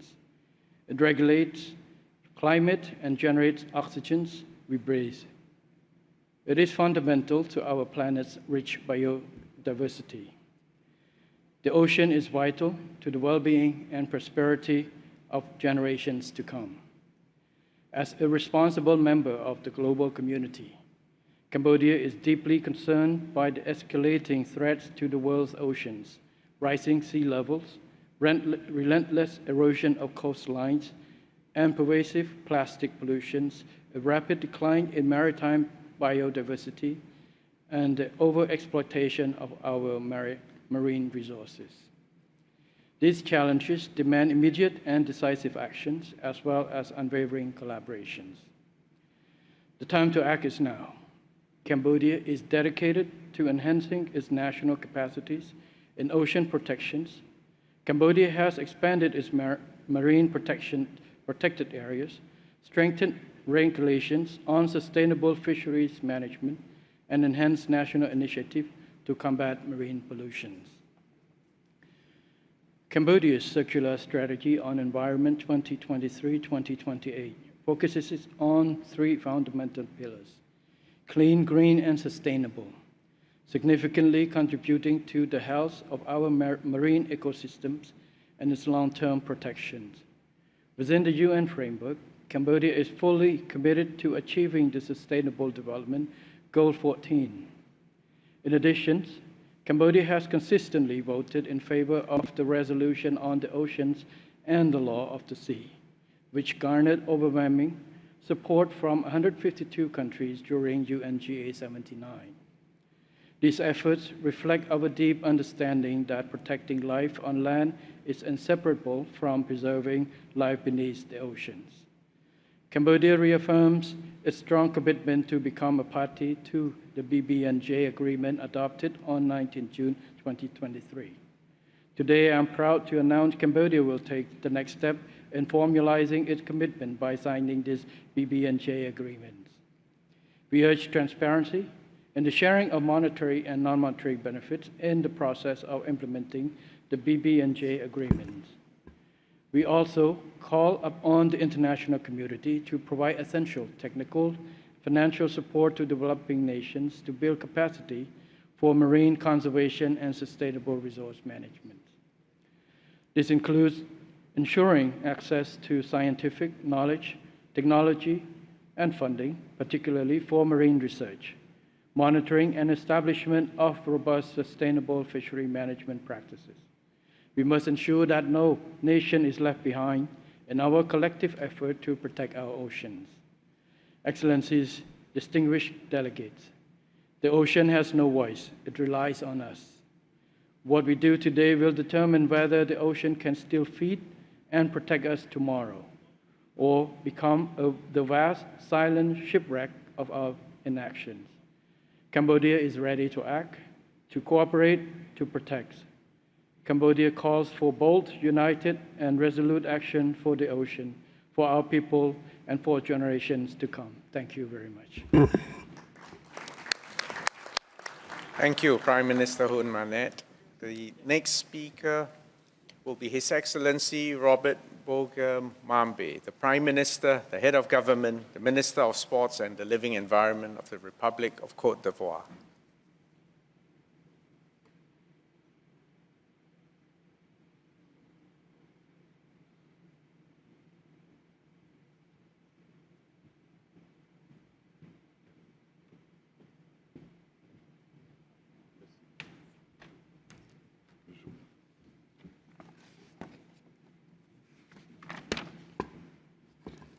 Excellences, distingués et honorables délégués,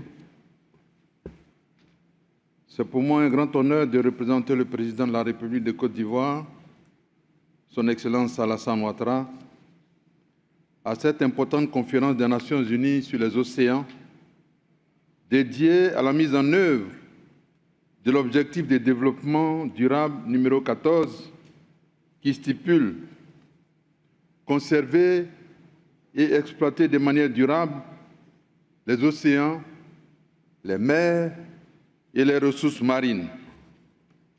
En effet, les océans, qui couvrent plus de 70% de la surface de notre planète, sont aujourd'hui menacés par des facteurs endogènes et exogènes. Surpêche, pollution marine, érosion côtière, perte de biodiversité, acidification des mers, montée du niveau des eaux et les conséquences du changement climatique sont autant de menaces sur l'équilibre de nos sociétés. La Côte d'Ivoire, pays côtier d'Afrique de l'Ouest, doté d'environ 570 km de façade maritime, est également confrontée à ces défis majeurs qui pèsent non seulement sur notre environnement, mais également sur la sécurité alimentaire, la stabilité économique et le bien-être de nos populations. Face à ces défis, la Côte d'Ivoire a choisi la voie de l'action à travers les mesures fortes suivantes.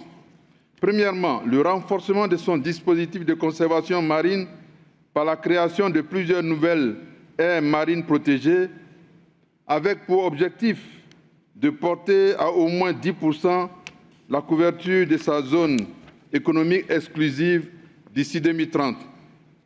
Conformément à l'accord de Kunming-Montréal et aux cibles de l'ODD 14, ces aires permettront de restaurer les écosystèmes marins dégradés, de protéger la faune aquatique et de garantir une gestion durable des ressources halieutiques. Deuxièmement, l'adoption d'une stratégie nationale de développement de l'économie bleue.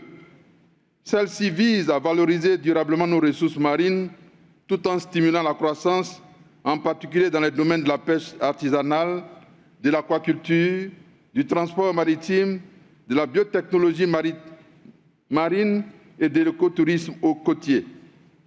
Notre ambition est de faire de l'économie bleue un levier de croissance inclusive, génératrice d'emplois pour les jeunes et d'opportunités économiques pour les femmes, notamment dans les communautés riveraines.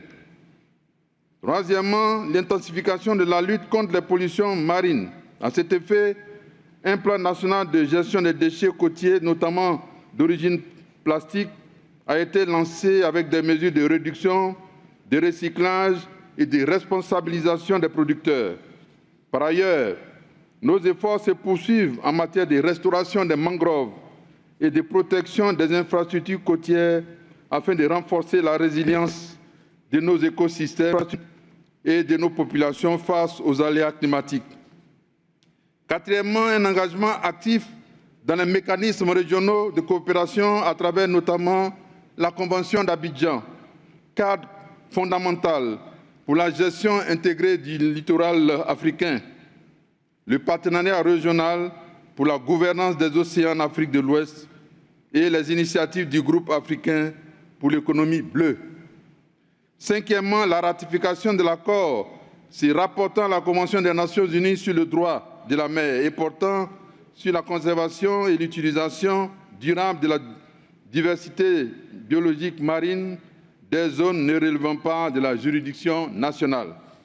Excellences, Mesdames et Messieurs, je voudrais saisir l'occasion de cette grande rencontre internationale sur l'avenir de notre planète pour lancer un appel à une solidarité internationale accrue, fondée sur le partage du savoir-faire, l'accès équitable aux ressources marines et la mobilisation de financements innovants, notamment les obligations bleues et les fonds d'adaptation côtière.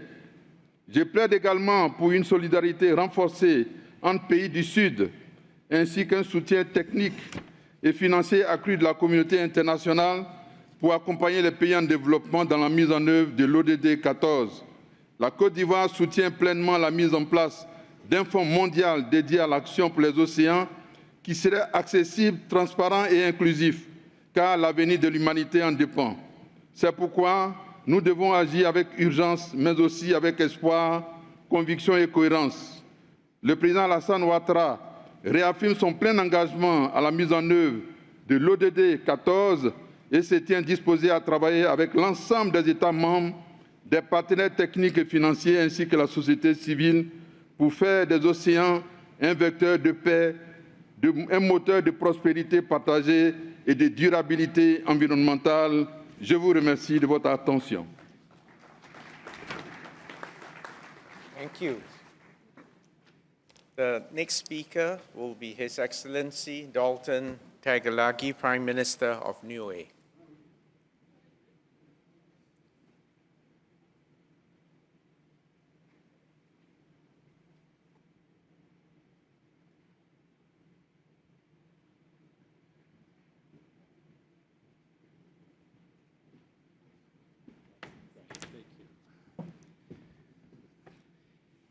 Mr. President, Excellencies, distinguished delegates, friends of the ocean, whakalawalayatu, bonjour, and warm greetings from the ocean people of Niue.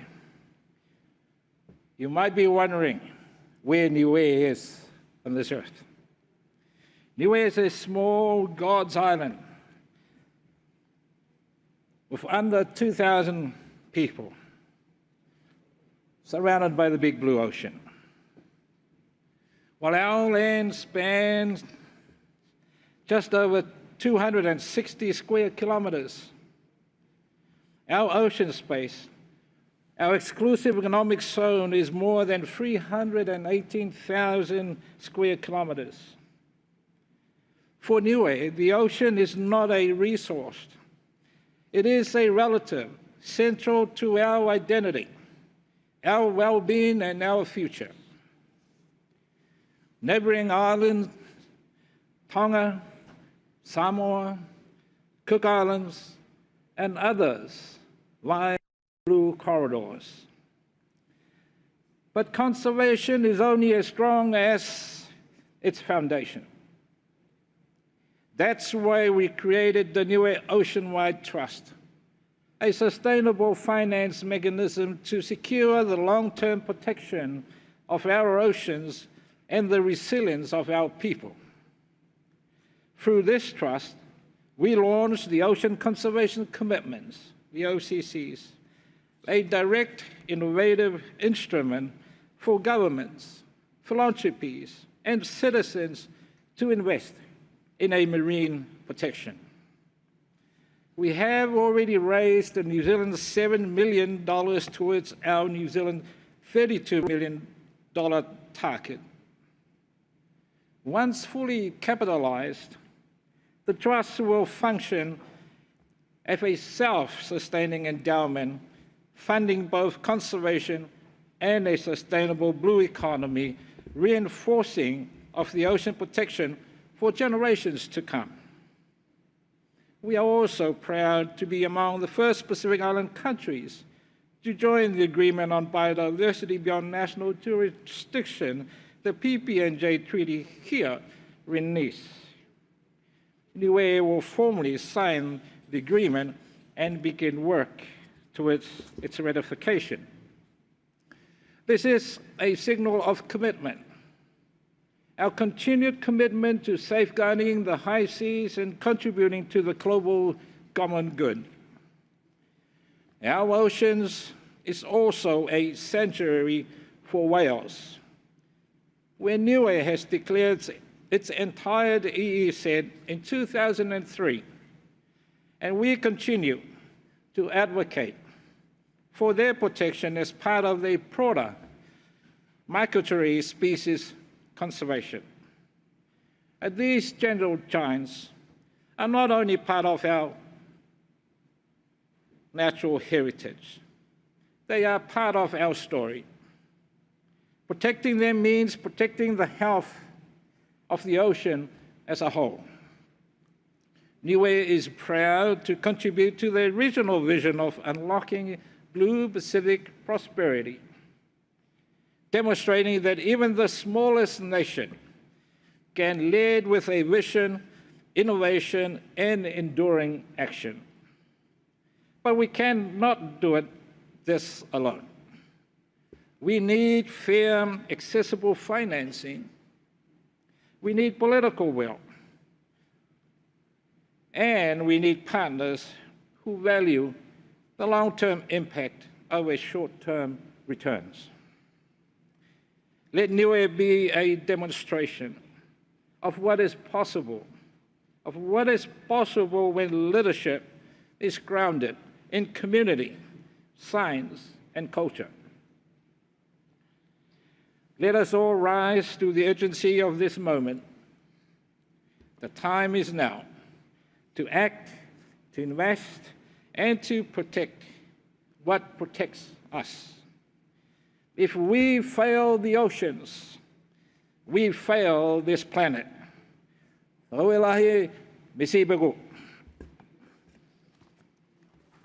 Thank you, Prime Minister.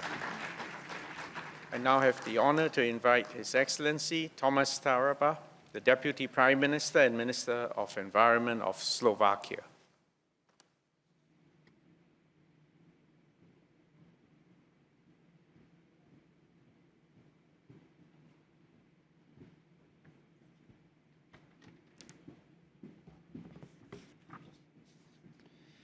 Monsieur le Président, chers coprésidents, Vos Excellences, Mesdames et Messieurs, c'est un honneur de m'adresser à vous lors de la 3e conférence des États-Unis sur les océans dans cette ville magnifique. Bien avant le bruit des avions ou les connexions numériques, les vastes étendues des océans, mers, fleuves et lacs ont été les premières autoroutes de l'humanité, le commencement naturel de la mondialisation. Même si nous ne sommes pas toujours d'accord sur tous les aspects de ce phénomène, l'eau a toujours été un élément unificateur pour l'humanité. Cette unification par l'eau a été un triomphe de la curiosité et des liens humains, prouvant que les plans d'eau de notre planète n'étaient pas des barrières, mais des ponts favorisant un monde où des voies diverses pouvaient se rencontrer. En tant que pays enclavé, la Slovaquie n'est pas bordée par des océans, mais son vaste réseau de rivières et lacs, affluents essentiels de mer européenne, fait de nous un partenaire engagé dans la réalisation de l'objectif de développement durable numéro 14. Nos rivières qui se jettent dans les bassins de la mer Noire et de la mer Baltique relient nos écosystèmes d'eau douce à l'océan mondial. Et nous nous sommes convaincus que la santé des océans commence par celle des eaux intérieures. À cet égard, je salue la résolution des Nations Unies adoptée lors de la 5e session de l'UNEA et j'apprécie le travail acharné des équipes de négociation pour établir les meilleures bases possibles pour un futur accord sur les plastiques. Dans notre pays, nous faisons de notre mieux pour contribuer. Grâce à des modifications de notre loi sur les déchets, nous avons adopté un ensemble de mesures pour réduire la consommation de certains produits en plastique à usage unique.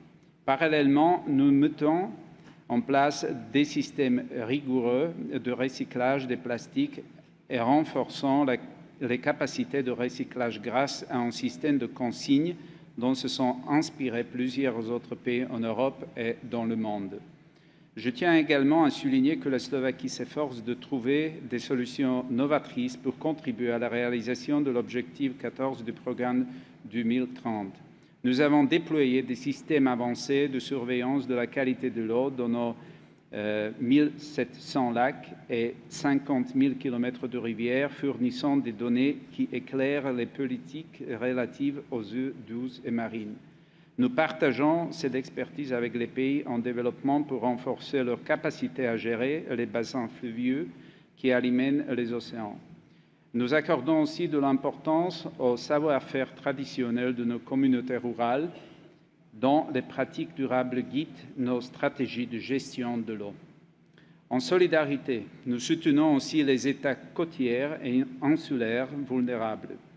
Par l'entremise de la coalition Rise of Ocean and Resilience, la Slovaquie s'engage à apporter son expertise technique en matière de gestion des inondations et de conception de barrages durables pour soutenir l'adaptation à la montée des eaux.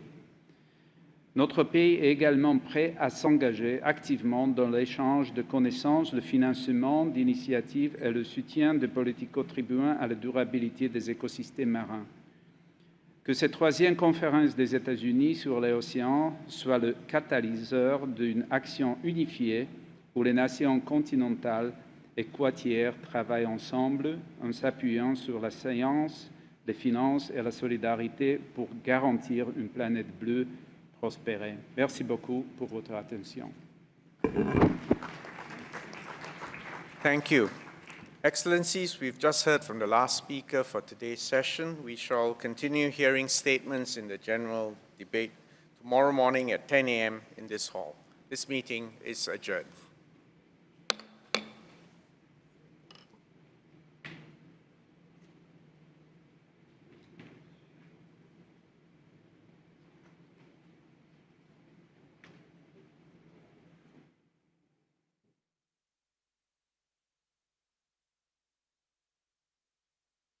Sea and walked barefoot to school along the beach.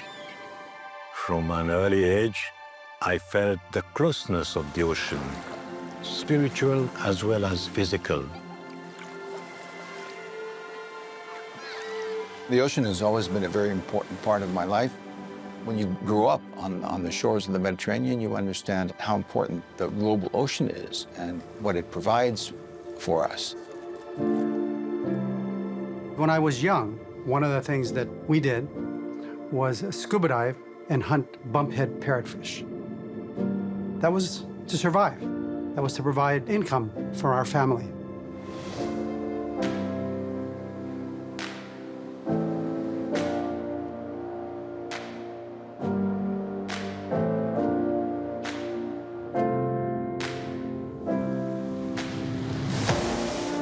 The ocean is integral to cultures and economy.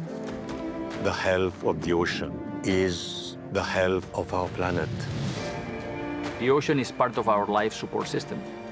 It helps regulate the climate, it gives us food, employment, and it is the most wonderful thing in the universe. Usually people don't make the linkages between health and environment. But the truth is that without a healthy ocean, there's no sustainable future. Unfortunately, we have not been treating our ocean very well. And now we're paying a heavy price. We are faced with multiple problems facing our ocean. One is we overfish, everything from cutting down mangroves to dredging. The health of our ocean is at stake. I remember since I was a child swimming in Greece, and now it's obvious even to a recreational snorkeler. You see less marine life. You see fewer fish.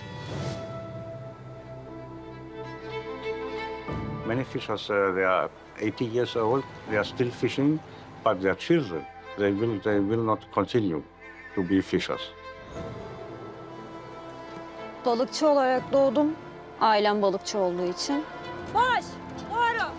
Biz büyüyene kadar evet, tüm gelirimiz balıkçılıktandı ama artık maalesef bunu yapamıyoruz. Hepimizin yan işleri var ve farklı işler yapıyoruz. Without the ocean, there will be no life. So protecting the ocean is pivotal for our future. 20 years ago, we began what we call the Palau Protected Areas Network. We have a series of marine protected areas along the coast to ensure those protection of those areas, banning the taking of certain types of fish. All of these activities help ensure that those reefs and the fish populations are growing and healthy. In Colombia, we passed from 13% to more than 34% protected areas. We were able not only to achieve the more than 30% before 2030, but we were able to call Panama, Ecuador, Costa Rica, and inspire others to do the same. I am a big believer in marine protected areas. And in Greece, a country that is so connected to the sea, our intention is to have 30% of our territorial waters in protected status by 2030. And hopefully, we can expand this initiative across the Mediterranean. When we started implementing the marine protected areas, there was a lot of people that were initially against it. And so we had to explain to them that if we start doing this, you will see something better, but it will take some time. But in the meantime, there's an alternative livelihood, which is ecotourism. So we were able to reduce malnutrition, increase access to food, increased family income. And if we continue to protect, we will continue to flourish. The amazing story of the bumphead parrotfish is now in Palau. When you dive at those dive sites, you probably see more fish there than when we first took divers out to them in the 1980s, because we're not fishing those sites. One of the only places in the world where you can see thousands of them coming together and spawn. We called it the Palauan fireworks. The last calculation is that small area generates $4.3 million in tourism revenue a year. Llavors tenim molts clients que venen a visitar la nostra àrea marina perquè està molt ben conservada. Jo crec que les àrees marines protegides tenen un gran impacte perquè generen molt negoci en quant a que cada vegada més la gent busca trobar natura. We can balance protection and production to ensure that we pass the oceans on healthier than we receive them. If leaders decide not to do what they have to do, I think the consequence will be fatal. Reviving the ocean is not just about conservation, it's about securing the foundations of the life of Earth. The main reason to create more marine protected areas is that it's a great legacy for the people, for the ocean, for all the living organisms under sea. You will be remembered as an incredible leader because you did the right thing at the right time for your part of the ocean. Inaction will result in our destruction. We can make those changes that are needed. Don't be afraid, just do it.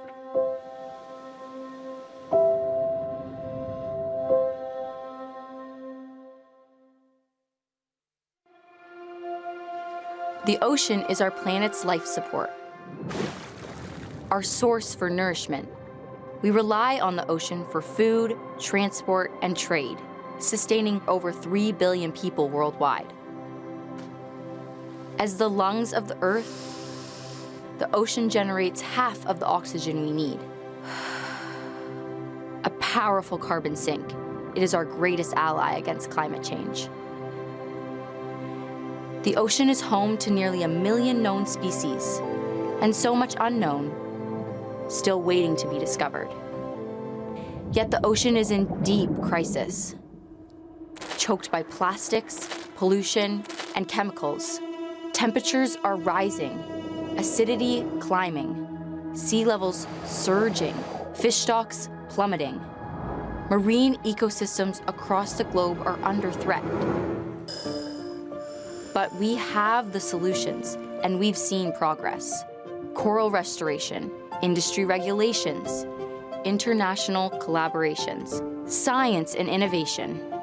But more needs to be done to help restore the ocean's health. Together, we can work towards a healthy and sustainable ocean. Governments, businesses, indigenous peoples, youth, investors, scientists, we all have a role to play. The UN-Ocean Conference in Nice is where we unite to accelerate global action to conserve and sustainably use the ocean. Because we need the ocean, and so we must protect it. Now is the time to save our ocean.